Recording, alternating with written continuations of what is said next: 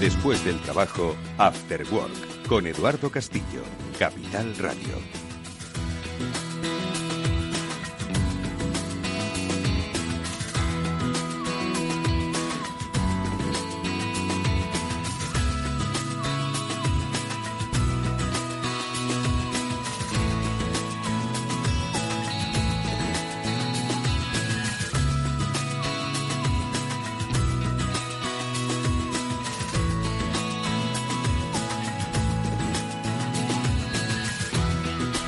Buenas tardes amigos, bienvenidos un día más a Cyber After Work.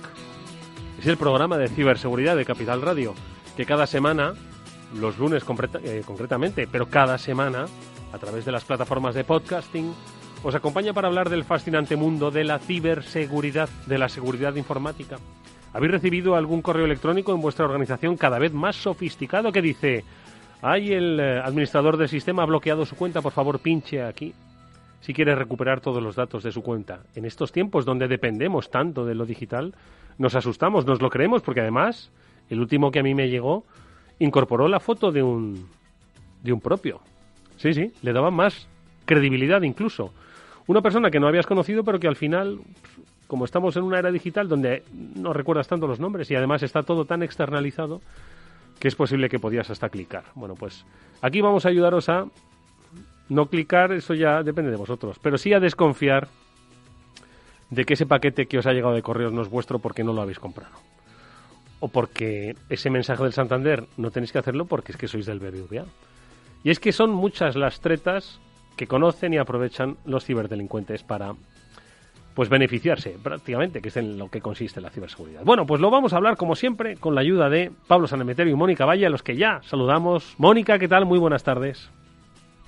Hola, muy buenas tardes a todos. Efectivamente, Eduardo, muchísimas tretas utilizan. Hay que estar con 1000 ojos. Hay que estar con 1000 ojos y sobre todo los seres humanos somos ingenuos por naturaleza. Luego podemos ser unos desgraciados auténticos, pero por naturaleza somos ingenuos, ¿no?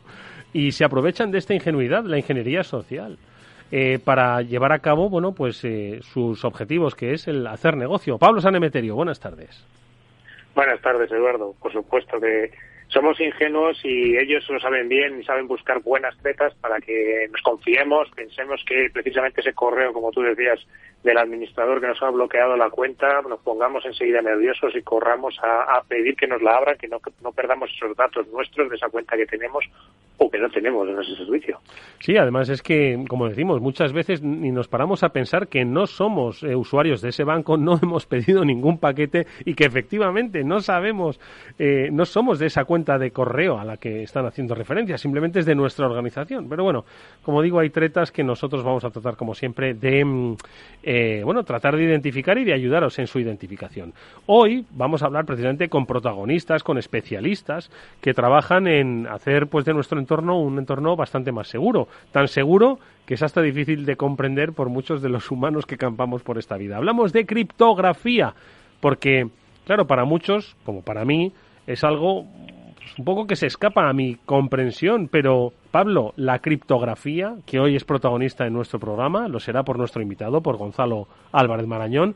¿Por qué es importante? ¿Por qué hay un trabajo detrás? ¿Por qué nos hace la vida un poco mejor? Pues nos la hace sobre todo mejor porque oculta nuestra información a ojos indiscretos. Es decir, la criptografía es un mecanismo, seguro que Gonzalo nos lo cuenta mucho más en detalle y mejor de lo que lo pueda contar yo, pero básicamente es un mecanismo muy antiguo en el que ya los griegos lo empezaban a utilizar en el sentido de que intentabas transmitir mensajes sin que ojos indiscretos, como pueda ser el enemigo, si interceptaba ese mensaje, pudiera ver lo que estabas poniendo. En este caso nosotros, por lo que intentamos es tener comunicaciones seguras en Internet. Imagínate, estamos en Cyber Monday todavía y ha sido el Black Friday, pues esas conversaciones, esas comunicaciones que tenemos entre nosotros y la página web donde nos están vendiendo esas ofertas tan interesantes de Black Friday o de Cyber Monday, solo las vean el servidor que nos vende los servicios y nosotros que somos los que lo estamos comprando, porque si alguien lo pudiera ver y lo pudiera modificar sin que nos diéramos cuenta, entonces ahí empezarían los problemas. Ahí es donde viene la criptografía. La criptografía está en todo lo que es ciberseguridad y todo lo que es seguridad informática, está muy muy imbrincada y la tenemos que tener siempre muy en cuenta. Y de ahí nos vamos a ir a la computación cuántica, que ya, si a mí la criptografía se me escapa de las manos, Mónica, no te hablo de la computación cuántica. Pues efectivamente, la criptografía, bueno, digamos que está más en nuestro día a día, ¿no? Porque como bien decía Pablo, pues la usamos cada día aunque no seamos conscientes de ello, ¿no? Consumimos criptografía en nuestro móvil, en los cajeros electrónicos, automáticos, en los canales de televisión, en todas partes. Pero la computación cuántica es algo incluso más abstracto aún, si cabe, ¿no?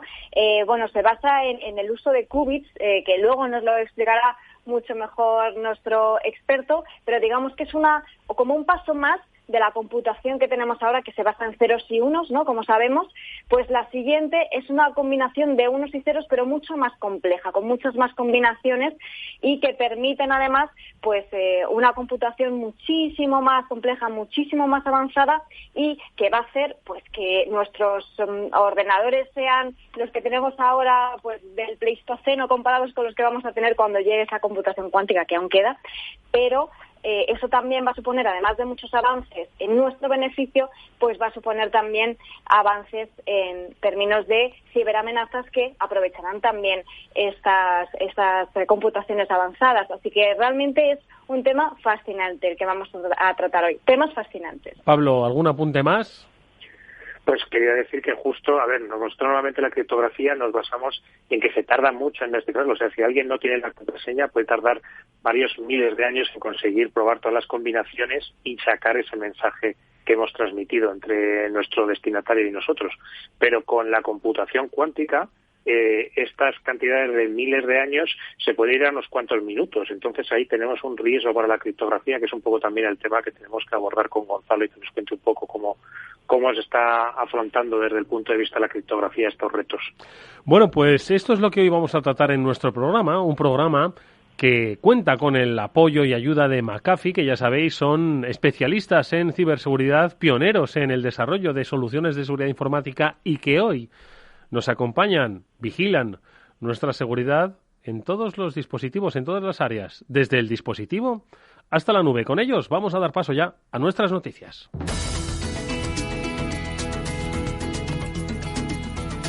Noticias que ponen el foco, ojo, en la vacuna de AstraZeneca contra la COVID-19 y es que, al parecer, dicen que hay ciberdelincuentes de un país en concreto que está en Extremo Oriente, lindando con Corea del Sur, que quieren robar datos cruciales para ello. Mónica, ¿qué está pasando? Pues has dado muchas pistas, Eduardo. Efectivamente, en este caso apuntan las pistas a Corea del Norte, que bueno, ha sido ya un sospechoso habitual en otro tipo de casos de ciberataques. Y bueno, ¿qué ha ocurrido en esta ocasión? Pues que según han publicado en Reuters en este caso, pues se han identificado movimientos por parte de cibercriminales norcoreanos que, bueno, han centrado su objetivo y sus ataques en AstraZeneca, que como sabemos pues es esta farmacéutica que está creando, desarrollando una vacuna contra COVID-19. Entonces, bueno, todavía no se sabe mucho sobre este ciberataque porque, bueno, se está apuntando a esto, pero se está investigando si efectivamente algunos de esos ciberataques que se han lanzado desde Corea del Norte tenían ese objetivo y a ver qué grado de eficacia han tenido. Pablo. Pues como siempre llevamos unas semanas ya diciéndolo, sobre todo desde lo que se vienen anunciando las vacunas, que las farmacéuticas pues están siendo objeto de ataques y ciberataques y un poco también de espionaje industrial. Ten en cuenta que aquellos que consigan obtener la fórmula de la vacuna y la puedan comercializar sin haber hecho todo el gasto que ha supuesto este desarrollo de vacunas, tiene una ventaja sobre las otras. También, bueno, tener en cuenta siempre que aunque digamos siempre nuestros amigos de Corea del Norte, no descartemos que se estén utilizando servidores en Corea del Norte por parte de otros países para hacer este tipo de ataques. Bueno, pues parece que se identifica. Difícil es, como siempre hemos dicho, identificar el origen, ¿no?, de un ataque, sobre todo cuando se trata de cuestiones de carácter geoestratégico, político, ¿no? Pero bueno, ahí se va refinando la investigación. Más cosas. ¿Sois usuarios de Spotify? ¿Han tenido que resetear vuestra contraseña? Porque igual sois uno de esos 300.000 cuentas que se han visto afectadas por un ataque. Lo cuentan los especialistas de Ispasec. Pablo, ¿qué ha pasado? Pues que 2 investigadores de VPN Mentor han emitido un informe acerca de una base de datos que se han encontrado expuesta en Internet. En este caso normalmente hablamos de fuga de información o estas bases de datos no relacionales tipo Elasticsearch o MongoDB que se encuentran por Internet sin protección o sin contraseñas, normalmente relacionadas con empresas. Pues en este caso ha sido unos atacantes los que se han dejado esta base de datos abierta y expuesta. Y estos 2 investigadores la han encontrado y lo que han descubierto en ella es que lo que estaban haciendo era un ataque de ir completando contraseñas con usuarios, ¿no? Tienen una lista tremenda de contraseñas que suelen ser las habituales o las más utilizadas y una lista de cuentas de correo de usuarios que pueden tener cuenta de Spotify. Y ellos los van probando tranquilamente a lo largo del tiempo y lo que van almacenando son aquellas cuentas en las que han tenido éxito el usuario y la contraseña. Con lo cual, pues tranquilamente, sin ser un ataque excesivamente fuerte ni brusco, sino simplemente esperando a hayamos configurado la cuenta de Spotify y cuántos usuarios la han configurado con contraseñas débiles, y van almacenando esos usuarios en la base de datos. Es lo que han avisado a Spotify y es lo que Spotify a continuación ha hecho para resetear la contraseña de estas 300.000 cuentas que sospechaban que hayan podido ser objeto de conseguir ese match entre usuario y la contraseña por débil. Porque una contraseña débil, ¿qué significa? 1, 2, 3, 4, 5, 6, 7, 8, que los hay. Mónica, ¿qué es una contraseña débil? Desde luego, una contraseña débil es una contraseña, para empezar, que hayas utilizado en más servicios, porque si reutilizamos la misma contraseña en varias plataformas, en varios servicios online, lo que puede pasar es que, imagínate, Eduardo, que consiguen comprometer esta contraseña tuya de Spotify, que se ha filtrado, que ha acabado en esta base de datos, pero que podría haber acabado en cualquier otro sitio o ser vendida en la Deep Web y al final, acaba en 1000 manos de cibercriminales. Pues a lo mejor pueden probar esa contraseña en algún otro de tus servicios, conociendo también tu dirección de email, etcétera. Entonces, una contraseña insegura es aquella que hayas utilizado en otro servicio. Y también, por supuesto, pues que tenga solamente números o solamente caracteres, letras o solamente un tipo de caracteres, porque como ya sabemos tienen que ser una mezcla, una combinación entre, a ser posible, números, símbolos y letras. Y así, de esta forma, pues nos aseguramos que esos ataques de fuerza bruta no consigan romper nuestra contraseña y descubrirla a los ciberdelincuentes. Así que eso es importante, y todos los usuarios de Spotify que cambien la contraseña si les ha llegado ese email, importante, porque si no puede estar comprometida. Oye, y todos los usuarios que usan contraseñas flojas, pues que espabilen. Y todos los usuarios que el viernes pasado u hoy, que es el Cyber Monday, seguro que están comprando gangas de domótica o de IoT, dispositivos que te conectan la casa y tal, que está muy bien, pues ojo, porque se ha descubierto una botnet que lo que hacía era pues tratar de investigar, ¿no?, a través de estos aparatillos conectados en casa. Pablo, ¿qué es lo que ha ocurrido? Pues ha ocurrido que un investigador ha publicado una lista de URLs donde este malware o esta botnet intentaba descargarse versiones. Lo curioso de esta noticia es que además utilizaba la plataforma Discord, ¿vale? Discord es pues algo parecido a WhatsApp o un mix entre WhatsApp y Telegram, ¿vale? Una herramienta de mensajería, y lo que ha ocurrido es que en el intercambio de ficheros que se puede hacer a través de esta plataforma, pues tú cuando lo mandas puedes extraer la dirección en Internet donde podrías obtener ese fichero. Y con esta característica lo que han conseguido pues es hacer una botnet con distintas herramientas anti-análisis y que no utilizaba ficheros, almacenada en Discord. Lo curioso es que parece ser que detrás de ella debería estar alguien haciendo una investigación, o el autor pronunciaba diciendo que estaba haciendo una investigación con fines a ver cuánto tiempo se podían alojar estos ficheros, estos payloads maliciosos en la red de Discord. Bueno, pues lo mismo, mucho ojo con todos. Es que hay que tener mucho ojo con todo en la vida, pero nosotros vamos a dar pistas para facilitar que esta vida digital, de la que dependemos tanto, pues sea mucho más llevadera. Lo vamos a hacer conociendo las tripas de la criptografía. Le vamos a preguntar a un experto que nos cuente qué es, cómo convivimos con ella, en qué se está investigando ahora mismo, cómo se está avanzando y cómo la criptografía va a hacer de nuestro mundo un mundo, espero, mucho más segura. Enseguida damos paso a nuestro invitado.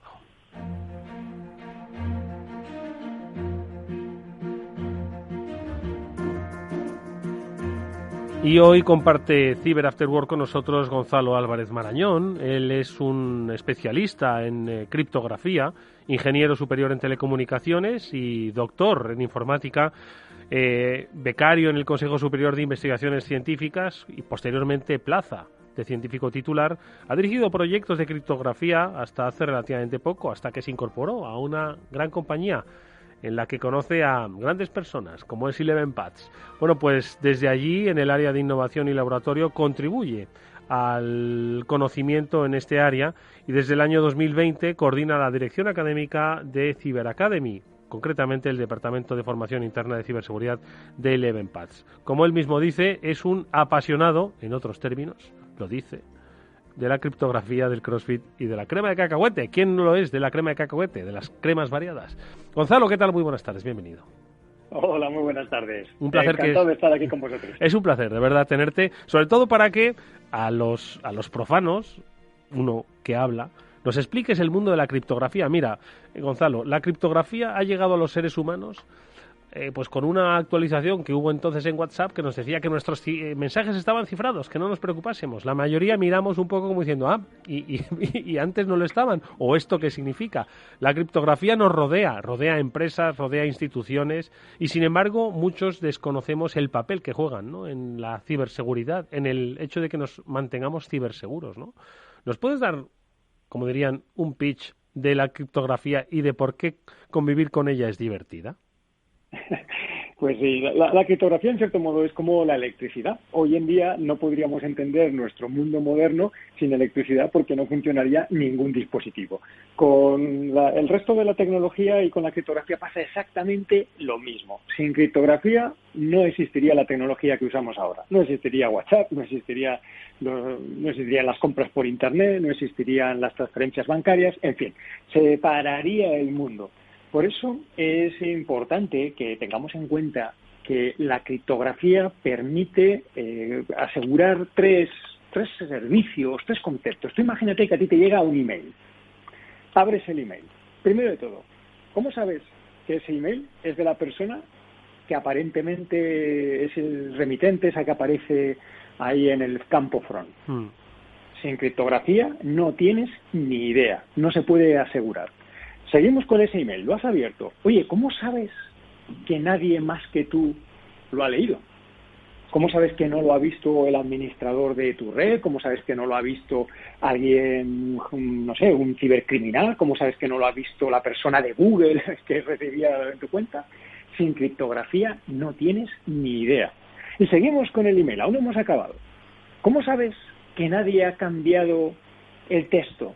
¿Cómo sabes que nadie lo ha manipulado para que tú ahora veas algo distinto de lo que te envió el remitente? Una vez más, sin criptografía no tienes ni idea. Por eso la criptografía nos ayuda a garantizar, por un lado, la confidencialidad, que es tener la certeza de que solamente tú o las personas legítimas son capaces de leer el contenido de la información. Y ahora ya, pues pensemos en un email, un mensaje de WhatsApp, un vídeo, cualquier información. Segundo servicio que nos proporciona de seguridad la criptografía, la integridad, o que tú tengas la certeza de que nadie ha manipulado la información, o que si lo ha intentado, tú vas a ser consciente de que lo han intentado y por lo tanto puedas o rechazar la comunicación o saber que algo raro ha pasado ahí. Y en tercer lugar, la criptografía nos garantiza la autenticación. Es decir, que tú sepas quién es la persona al otro lado de la comunicación. En el ejemplo del email, que sepas quién te lo envió, o si estás hablando por WhatsApp, que sepas quién está al otro lado, o si te estás conectando al banco, que sepas que a quien le estás enviando tus datos financieros es al banco, y no es a un sitio falso, un atacante o algo similar. Así que, en resumen, ¿qué nos aporta la criptografía? Confidencialidad, integridad y autenticación, que son los tres pilares para dotar de confianza a todo lo que hacemos en Internet.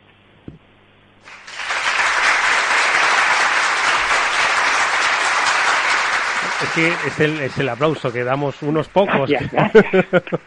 Que por fin nos hemos enterado de qué implica la criptografía, de qué hay detrás de esos, tú lo has dicho, actos cotidianos que entendemos como normales y en los que nunca nos habíamos planteado efectivamente pues que alguien pudiese estar suplantando una identidad o cambiando el mensaje, los dábamos por hecho, ¿no? Entonces, claro, en este escenario de criptografía iba mi primera pregunta.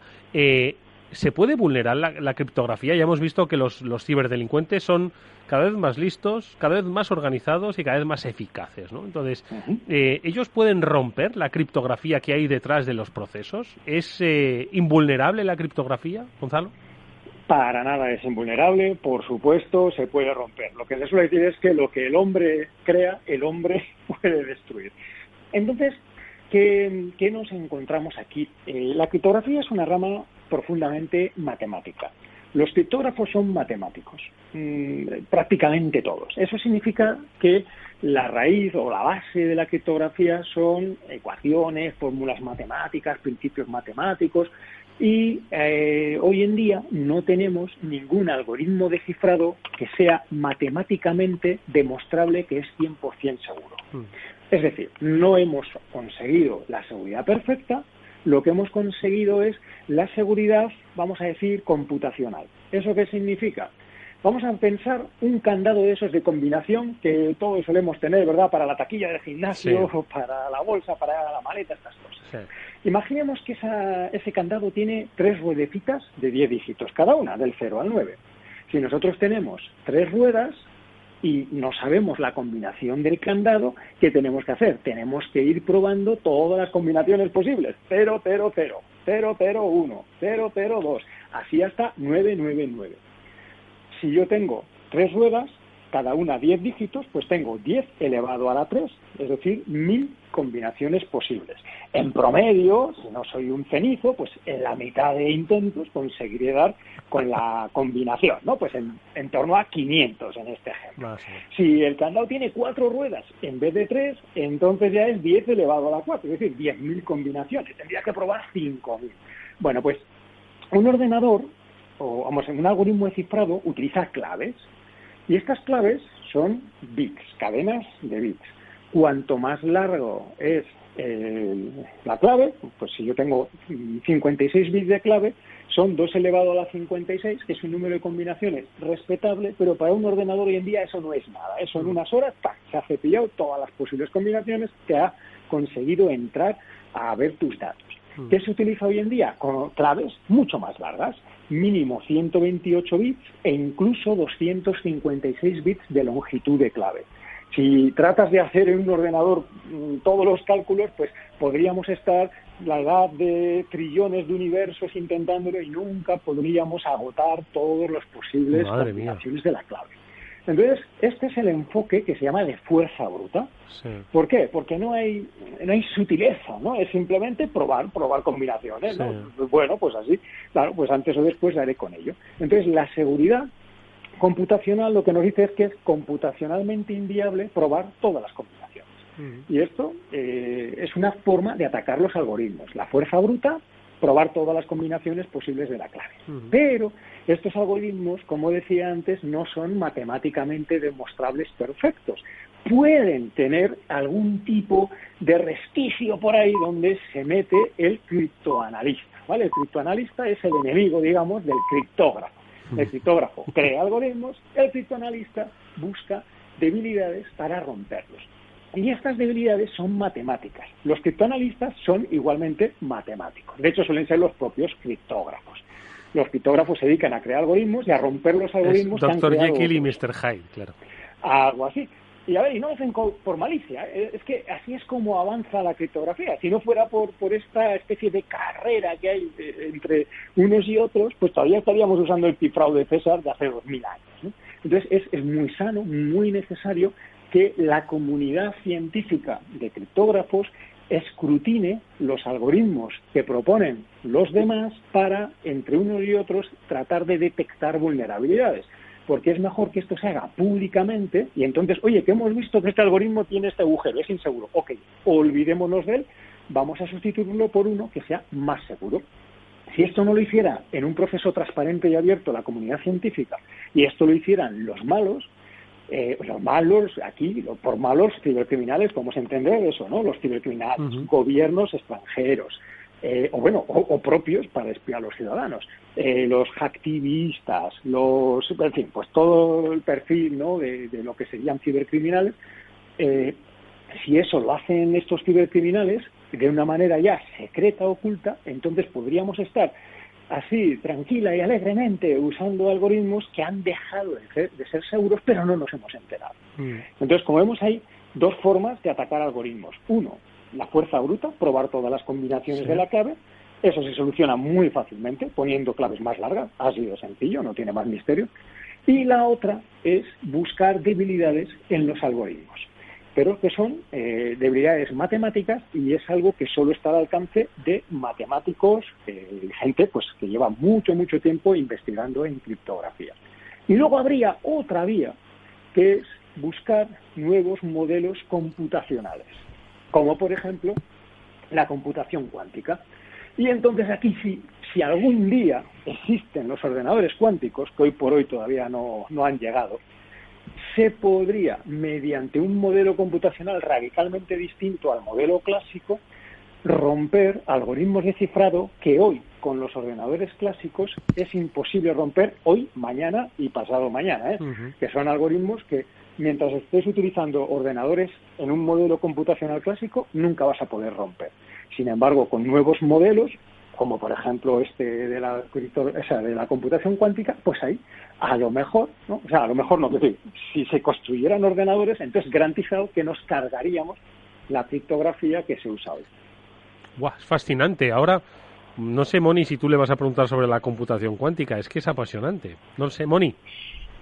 Sí, podemos hablar de la computación cuántica porque desde luego nos lo ha dejado votando, pero también hay otro tema que me parece fascinante. Bueno, todo en este ámbito me parece, la verdad es que muy interesante. Estábamos hablando de la computación cuántica, Gonzalo, ahora estamos en la era de la computación clásica, por así llamarlo, ¿no? Pero la criptografía como tal, pues no ha nacido ahora, por supuesto. Y es que justo esta tarde estaba leyendo un artículo tuyo que se titula Criptografía, si no existiera habría que inventarla, ¿no? Y nos has empezado contando que la criptografía es fundamental porque sin ella separaría el mundo, pero no ahora. Es que precisamente en ese artículo hablas de los orígenes de la criptografía, que me parece también fascinante cómo ha evolucionado hasta ahora, porque tiene una historia bastante extensa, se remonta muy atrás en el tiempo. Así es. La criptografía nace con la invención de la escritura. Desde que comenzaron los reyes, generales, emperadores a enviarse unos a otros mensajes con contenido sensible, vamos a atacar al estado enemigo, voy a enviar estas tropas tal día a tal sitio. Cuando empezaron a circular esos mensajes por escrito, automáticamente surgió la necesidad de protegerlos. Estrictamente hablando, lo primero que se hizo no es criptografía, sino esteganografía. Y esto viene de esteganos, que es oculto. ¿Qué hacían los mensajeros? No estaba cifrada la información como lo conocemos hoy. Lo que hacían era lo ocultaban. Desde cosas muy obvias, como ocultarlas en orificios corporales, los mensajes, ¿no? Vamos, obvias digo, de pues lo más fácil, vamos a decir, hasta cosas ya un poquito más sofisticadas, como, pues os pongo dos ejemplos, ¿no? Hay uno clásico que relata Heródoto, que había un gobernante llamado Histiaeo, y tenía que mandar un mensaje a otro gobernante porque iban a atacar a otra nación vecina. Entonces, ¿qué hizo este señor? Le afeitó la cabeza a un esclavo, tatuó sobre la calva del esclavo el mensaje, esperó a que le creciera el pelo y mandó el esclavo al otro gobernante con las instrucciones ya de cómo iban a atacar a la nación enemiga. Está claro que en aquella época el tiempo transcurría a otro ritmo, ¿verdad? Pero bueno, era uno de los primeros ejemplos así conocidos de cómo ocultar la información. Y otro también muy conocido era con las tablillas que se utilizaban para escribir. En aquella época no había papel. Entonces se utilizaban tablillas de madera sobre las que se ponía una capa de cera y luego con un punzón se escribía sobre la cera. ¿Y qué es lo que hacían? Escribían el mensaje con un punzón sobre la tablilla de madera y luego lo recubrían de cera como si fueran tablillas vírgenes. Pero tú derretías la cera y debajo en la madera veías el mensaje que habían escrito, ¿no? Pues son formas, podríamos estar toda la tarde, evidentemente, hablando de estos mecanismos. Hoy en día se utiliza mucho la esteganografía ocultando información dentro de fotografías. Una imagen, todos sabemos que es una colección de píxeles, ¿verdad? Las cámaras, no, la mía tiene 80 megapíxeles. ¿No? Bueno, pues en los píxeles se representa la información con unos y ceros. Y la parte menos significativa de un byte, el último bit, por ejemplo, eso no, aunque lo cambie de 0 a 1 y 1 a 0, apenas no va a afectar visiblemente, tú no te vas a dar cuenta que ha cambiado nada en la imagen. Y sin embargo, yo ahí puedo meter un mensaje, que hay muchas herramientas, circulan por Internet, cualquiera que tenga curiosidad, cualquier oyente puede buscar ahora herramientas, esteganografía, y le van a salir tropecientas, y la mayoría permiten introducir mensajes, que pueden ser fotos, vídeos, texto, lo que quieras, dentro de fotos. Se pueden meter dentro de vídeo, se pueden meter dentro de audio, se pueden meter dentro de texto, cambiando la separación, los espacios entre las letras, se puede meter ahí un texto, y bueno, hay multitud de formas de crear pues herramientas esteganográficas. Pablo. Y este fue el origen de las que, vamos a decir, de la ocultación de mensajes, ¿no? Y luego ya de ahí se pasó a lo que es propiamente la criptografía. Ahí, no sé, si queréis os cuento un par de ejemplos históricos, el cifrado de César, el cifrado de la escita a la espartana. Madre mía. Ahí es donde nace. Madre mía. Yo estoy tomando notas, tengo ya 2 páginas de apuntes. Pablo. Sí, yo le diría que continuara un poco contando a nuestros oyentes un poco porque conozcan esos primeros algoritmos de forma de ocultar mensajes basados, pues como dice Gonzalo, en el algoritmo de Julio César o la escítala, para ver cómo se van ocultando esos mensajes y cómo podemos llegar y luego ya, si quieres, a las máquinas Enigma o algoritmos más actuales y cómo en qué se basan. Pues arrancamos con cifrado de César y la escita a la espartana, que esto yo lo hago con los niños. Es una especie de experimento de juego que da muy buen resultado con niños. El cifrado de César consistía sencillamente en desplazar las letras 3 lugares a la derecha. Por ejemplo, si quiero cifrar la letra A, voy a utilizar la letra D. Si voy a cifrar la letra B, voy a utilizrar la letra E. ¿Vale? Es decir, sustituyo la A por la D. Había la gente B muy la lista E, entonces, la la F, y así. Eso es. Entonces, claro, en aquella época, estamos hablando de hace 2000 años, cuando veían un mensaje que en vez de poner ABC, pues ponía D, E, F, pues claro, estaban totalmente rotos, ahí ya no sabían qué hacer. Y este cifrado se utilizó durante más de 1000 años, hasta más de la Edad Media, que ya ahí sí, ahí ya, pues, cuando los grandes viajes, los grandes diplomáticos, los grandes ciudades-estado, Génova, pues Nápoles, etcétera, ahí ya es cuando estos cifrados evolucionaron mucho. Y estos cifrados se llaman de sustitución, porque simplemente cambia unas letras por otras. Algún lector a lo mejor ha leído, y si no, ya está corriendo a buscar el libro, el relato El escarabajo de oro de Edgar Allan Poe. Lo tienes en Internet gratuitamente, lo puedes buscar. O sea, este relato es muy recomendable porque narra la historia de un señor que encuentra un mapa del tesoro. Entonces, y el mapa, bueno, es una especie de texto que no hay nada, y cuando lo acerca una vela, aparece el mensaje secreto. Esto es un ejemplo de esteganografía, que a lo mejor alguien ha jugado con estos bolígrafos o rotuladores que solo se ve lo que escribes con luz ultravioleta. En las salas de escape, si alguien hace escape room, siempre hay una prueba en la que tienes una lámpara de ultravioleta y puedes ver un mensaje secreto en un mapa, en la pared, donde sea, ¿no? Bueno, pues este señor, leyendo ese pergamino, lo acerca a una vela y ¡pum!, aparece el mensaje secreto. Y el mensaje secreto utiliza la sustitución. Unos caracteres, la A la sustituye por un símbolo raro, la B por otro símbolo raro, pero siempre el mismo. Entonces, haciendo un análisis de frecuencia, porque en una lengua, inglés, español, la que sea, las letras no aparecen de cualquier manera. En español, ¿cuál es la letra más frecuente? Pues la A. En inglés, la E. Y así podemos saber cuál es la más frecuente, la segunda más frecuente, y podemos tabular cuál es la frecuencia de las letras. Y aunque me des un texto cifrado en el que has sustituido los caracteres por otra cosa rara, la A por un sol, la B por una luna, como yo sé cuál es la frecuencia de las letras, solo analizando esa frecuencia soy capaz de saber cuál es el mensaje. Oye, Gonzalo, y lo que antes se quería ocultar, que eran mensajes sobre estrategias, sobre invasiones, cuestiones de carácter geoestratégico, militar, hoy, como has apuntado, lo que se quiere ocultar son los algoritmos que dan la base a acciones como de compra online, bueno, también obviamente, ¿no? En el terreno de la geoestrategia y de la defensa, pues hoy son mensajes, ¿no? Confidenciales, pero los algoritmos a los que hacías referencia, ¿no? Que son sustentados por estos criptogramas, ¿no? Por la criptografía, son los que al final pues permiten el funcionamiento de, pues eso, la compra online, las transacciones financieras con nuestro banco, ese tipo de cosas, ¿no? Esto es lo que hoy estamos tratando de ocultar, ¿no? A ver, ocultar, yo más que ocultar, sí, tenemos varias cosas. Por un lado, ocultar es la confidencialidad, que cuando yo estoy enviando mi tarjeta de crédito no la puede ver cualquier persona. Imagínate en una wifi, ¿no? Yo me conecto en una wifi y que todo el mundo pone su ordenador y vea lo que yo estoy enviando. Eso sería un desastre absoluto. Entonces, primero tenemos que ocultar, es decir, en este caso, conseguir que sea confidencial mi información. Pero además, no solamente basta que mi vecino no vea mi tarjeta de crédito, es que imagínate que se la estoy enviando a un servidor que no es el servidor auténtico de mi banco. Entonces, tengo que autenticar, ¿vale? Que era otro servicio, ¿os acordáis que os mencionaba al principio? Tengo que autenticar a el servidor con el que me estoy conectando. Y luego, por otro lado, imagínate que yo le estoy diciendo que le autorizo una venta de 100 euros y en el camino alguien me lo cambia y donde pone 100 pone 1000 y en vez de facturarme 100 me facturan 1000. Ahí necesitamos la integridad para que nadie pueda manipular el mensaje.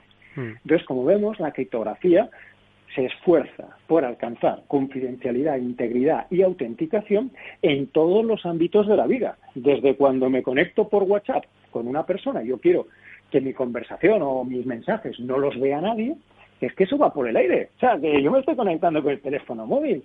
Imagínate que yo pongo ahí una antena y empiezo a ver todos los mensajes. Si no fuera por la criptografía, esto sería real y sería un juego de niños. Esto lo haríamos como práctica de laboratorio en primero de EGB. Bueno, EGB no, yo es que fui al EGB, ahora sería en primero de primaria. Entonces, esa sería una trivialidad de romper. Por eso todo va cifrado, todo va protegido criptográficamente, vamos a quitar la palabra, va protegido criptográficamente para que podamos garantizar confidencialidad, integridad y disponibilidad. Y afortunadamente, como decías, esto empezó todo en el mundo militar, mundo diplomático, y ya a partir de los años más o menos 90, 2000, se democratizó. Ahora todo el mundo tenemos derecho, tenemos acceso a la criptografía. Pablo. Pues quería preguntarle a Gonzalo precisamente cómo lo hemos dejado votando antes y quiero pues retomar un poco el tema de la computación cuántica y cómo pone en riesgo los algoritmos que tenemos ahora y cuáles, digamos, si se está haciendo algo por parte de esta comunidad de criptógrafos, matemáticos y demás para proponer soluciones ante el reto que puede suponer la computación cuántica. Efectivamente. Pues bueno, esto es un tema también que aquí podemos hablar mucho. La computación cuántica se basa en un modelo computacional que no totalmente distinto al clásico. En el modelo clásico lo que tenemos es que la unidad mínima de información es el bit, ¿verdad? Es un 1 o un 0. Eso todo el mundo lo ha visto, todo el mundo lo conoce. Físicamente, en un ordenador, ahora, ¿cómo se representan los unos y ceros? Pues normalmente se representan, pues yo qué sé, con una corriente, pasa la corriente, un 1, no pasa un 0, que es como funcionan los transistores. O, por ejemplo, en un disco de plástico hay un agujero o no hay un agujero, y un rayo láser lo lee o no lo lee. Eso es como funciona un DVD, un Blu-ray. O, por ejemplo, tenemos un dipolo magnético que está orientado hacia arriba o hacia abajo, que eso es lo que tenemos en los discos duros. Cuando tienes el disco duro de tu ordenador, funciona con dipolos magnéticos. En definitiva, ¿qué tenemos? Un sistema físico que tiene dos estados bien definidos. Y a un estado le asignamos el valor 1 y al otro el valor 0. Y si está en el 1, está en el 1, si está en el 0, está en el 0. Pero no puede estar en uno o en otro a la vez. O sea, o estás en 1 o estás en 0. La corriente pasa o no pasa, el dipolo va hacia arriba o va hacia abajo. Vale, ¿qué pasa en el mundo cuántico? Cuando nosotros ya nos vamos del mundo macroscópico al nanoscópico, ahí lo que nos encontramos es que las propiedades físicas se alteran completamente y rompen nuestra forma de entender el mundo. Porque un electrón puede estar rotando con un spin hacia arriba, hacia abajo y a la vez hacia arriba y hacia abajo. Un fotón tiene todas las polarizaciones posibles a la vez, ¿no? Entonces, ¿qué ocurre? Si yo pudiera construir un sistema computacional, un ordenador, que en vez de utilizar como sistema físico los tradicionales, ¿no?, de la corriente que pasa, no pasa, agujero, no agujero, yo lo que utilizo es átomos, fotones individuales, entonces lo que podría es a lo mejor aprovechar que estos elementos pueden estar en todos los estados a la vez. Esto es lo que se conoce en física como el principio de superposición de estados, ¿no? Yo puedo estar en el estado 0, en el estado 1, en el estado y en todas las posibilidades intermedias entre 0 y 1 a la vez. Ahora, ¿cómo podemos aprovechar esto computacionalmente? Pues bueno, pues tú cuando tienes que... el ejemplo más sencillo, yo tengo que evaluar una función que calcula, no qué sé, el interés que te tiene que dar el banco. Entonces, pues si yo le meto 0, pues me dará la función, el resultado para 0. Si le meto 1, pues el resultado para 1. Si le meto 2, imagínate que tengo 1.000.000 de posibles valores. Pues yo, si quiero probar quiero calcular el 1.000.000 de posibles resultados, tengo que hacerlo secuencialmente. Primero 0, luego 1, luego 2 y así hasta 1.000.000. ¿Qué tiene la computación cuántica? Que yo puedo aprovechar estas propiedades de la materia y computar el 1.000.000 de valores a la vez. Por eso se habla del paralelismo cuántico.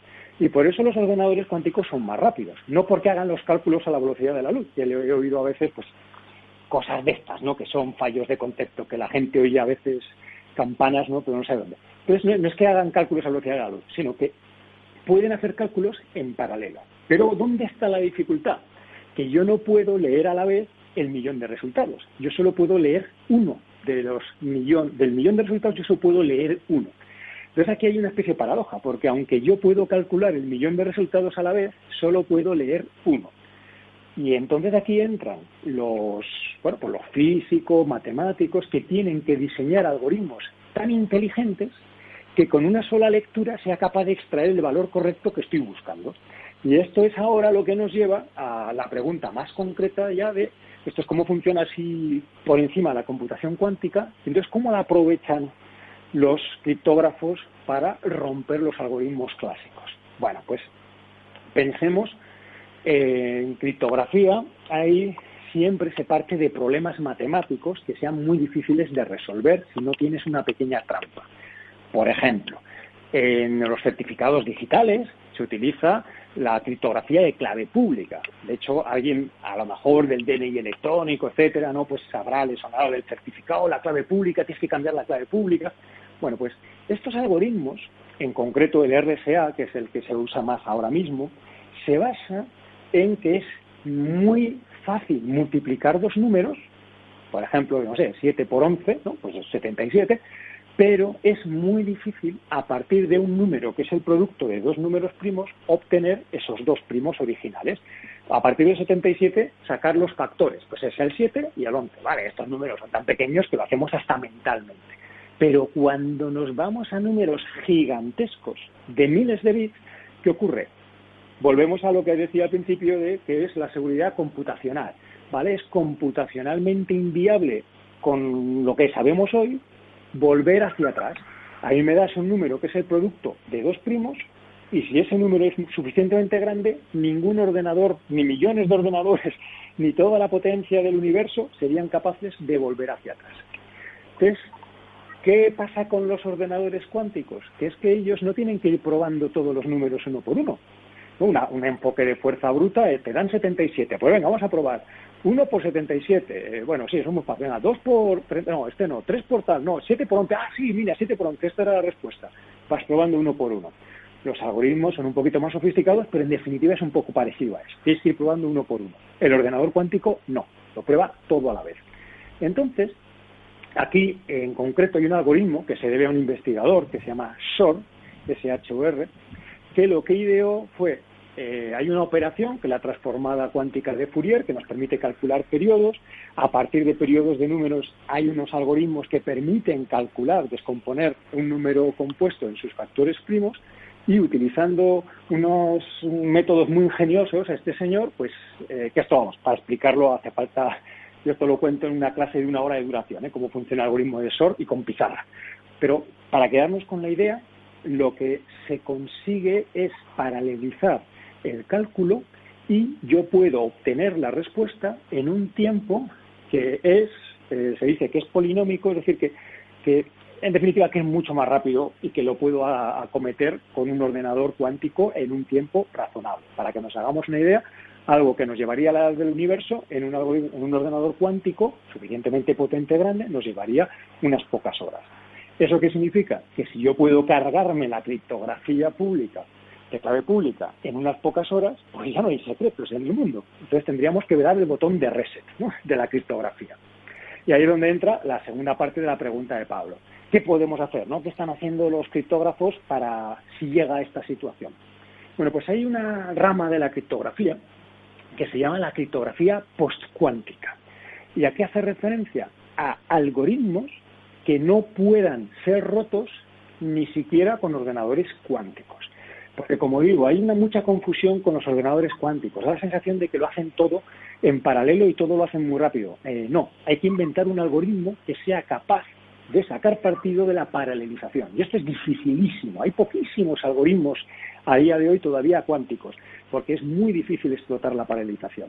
Entonces, la criptografía postcuántica se basa en crear algoritmos de clave pública utilizando problemas matemáticos distintos de esto de la factorización, por ejemplo, problemas matemáticos que un ordenador cuántico no sea capaz de resolver. Y hay un montón de algoritmos en esta línea y ahora mismo, de hecho, se están estandarizando y se espera que en un par de años, más o menos para el 23 o así, ya estén estandarizados y se recomienda a las empresas que sean criptoágiles. Esto es buena. Ser criptoágil, ¿qué significa? Que tú tengas montada tu infraestructura criptográfica de tal manera que si en un momento dado tienes que cambiar un algoritmo por otro o una longitud de claves por otra, para ti se irá a un archivo de configuración y dices, donde ponía A tal, pon B, o donde ponía 100, pon 200.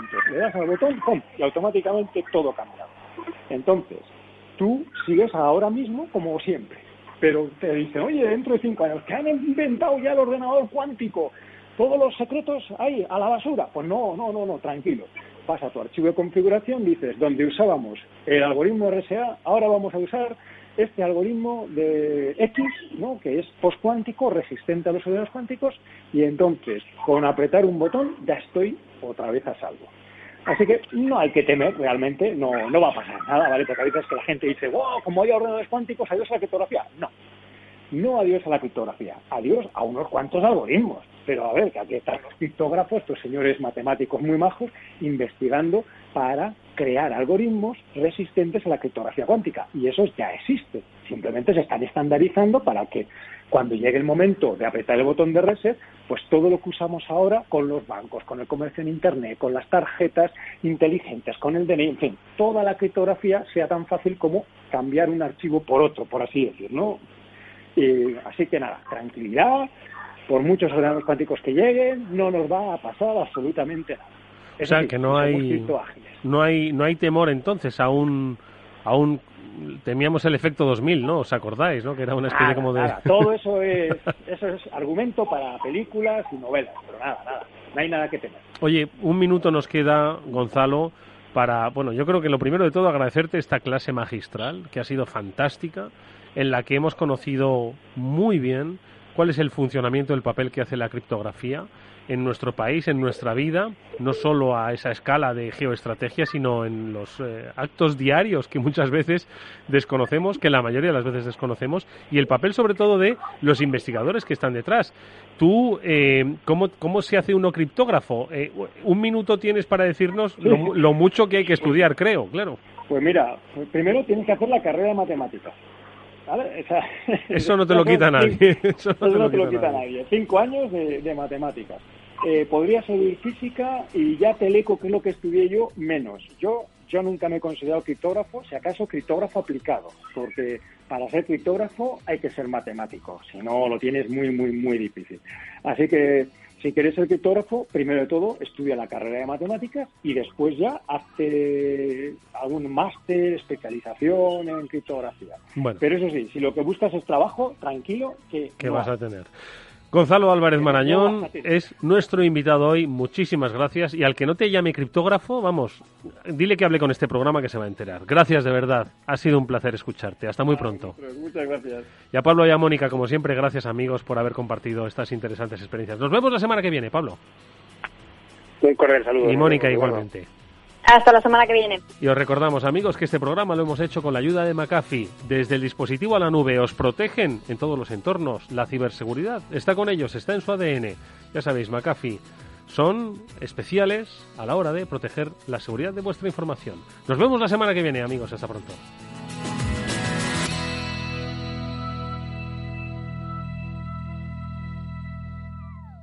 Llega eso que tanto esperabas. Llega el Black Friday a Movistar. Por 29,90 € al mes tienes fibra 600 megas y 25 gigas de móvil. La mejor conexión para todos y sin ninguna permanencia. Es tu momento. Movistar.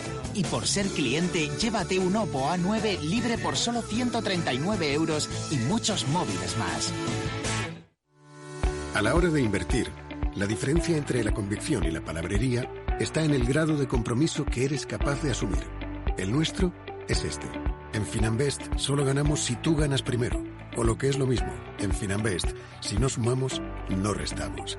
Conoce todas las ventajas del Result Investment. Tienes mucho que ganar. Finanbest, tú ganas. El futuro se construye poco a poco. Son muchas cosas. Pequeños gestos pero que tienen valor. Ahorrar en Basque Pensiones EPSV es un buen plan. A tu medida, para que el futuro sea como tú quieras. Vive el presente bien y construye un futuro mejor con Basque Pensiones EPSV. Puedes simular tu plan de ahorro para el futuro en Cuchabank.es o acércate a tu oficina y te ayudaremos. Basque Pensiones EPSV Individual. Cuchabank S.A. Socio Promotor. Cuchabank Gestión SGIC S.A.U. Gestor de Patrimonio. Tu radio en Madrid 105.7, Capital Radio. Memorízalo en tu coche.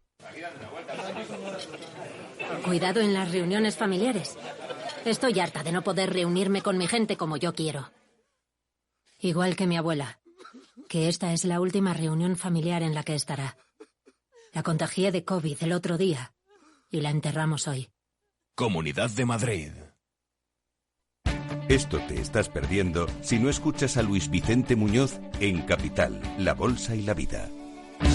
Si esta fuera la inauguration speech de John Fitzgerald Kennedy, pues diría que no se pregunten ustedes qué puede hacer la seguridad social por ustedes, sino qué pueden hacer ustedes por la seguridad social. Pues después de 130 años, la seguridad social, que ha servido admirablemente bien a la sociedad y a la civilización, está exhausta. No te confundas. Capital, La Bolsa y la Vida. El original. Si quieres entender mejor todo lo que rodea a nuestro sector alimentario, tienes una cita en La Trilla.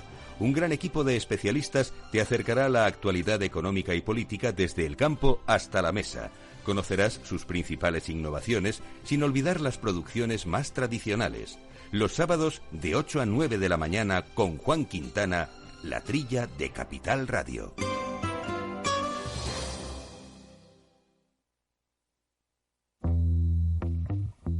En forma de U, como una V, W, una L, signo de Nike. Sopa de letras. ¿Cómo será la recuperación tras la pandemia? ¿Qué escenario dibujan los principales expertos de la economía española? La evolución global de la curva de la propagación de la pandemia es preocupante. Es preocupante. Los posibles escenarios económicos en Capital Radio.